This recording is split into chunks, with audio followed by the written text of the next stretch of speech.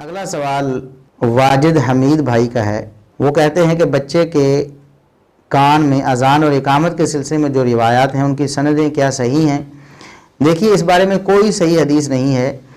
سنن ابی داؤد وغیرہ کی جو حدیث ہے، سنن ابی داؤد میں 5105 نمبر کہ نبی کریم صلی اللہ علیہ وسلم نے سیدنا حسن بن علی رضی اللہ عنہ کے کان میں اذان کہی۔ یہ روایت تو عاصم بن عبید اللہ راوی کی وجہ سے ضعیف ہے۔ عاصم بن عبید اللہ جمہور محدثین کے نزدیک ضعیف ہے، یہ روایت بھی ضعیف ہے۔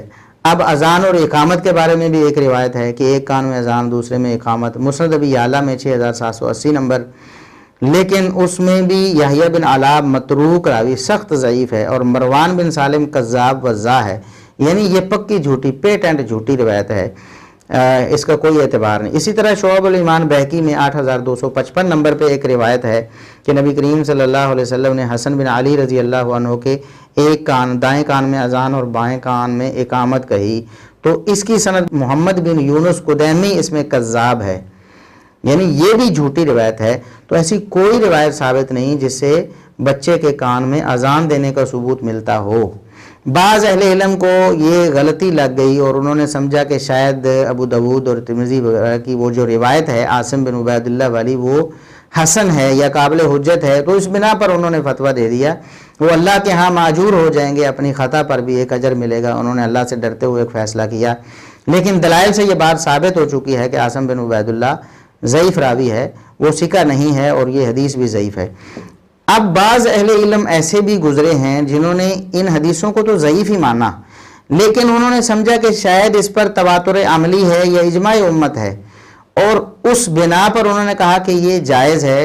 اور دلیل ان کے سامنے کیا آئی؟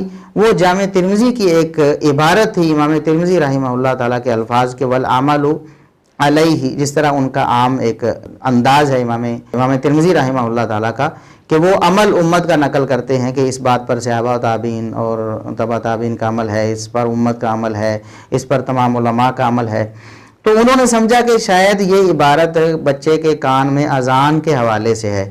بعض نسخوں میں اس کی ترتیب ایسی لگی کہ وہ تھوڑا پیچھے چلی گئی، بچے کے کان میں اذان کے حوالے سے جہاں حدیث ہے وہاں وہ پہنچ گئی عبارت کسی کاتب کی غلطی کی وجہ سے۔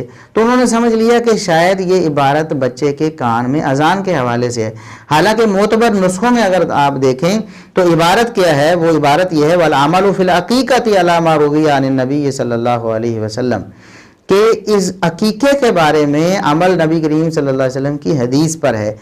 یہ عقیقے کے بارے میں ہے امام ترمذی رحمہ اللہ تعالیٰ کی عبارت۔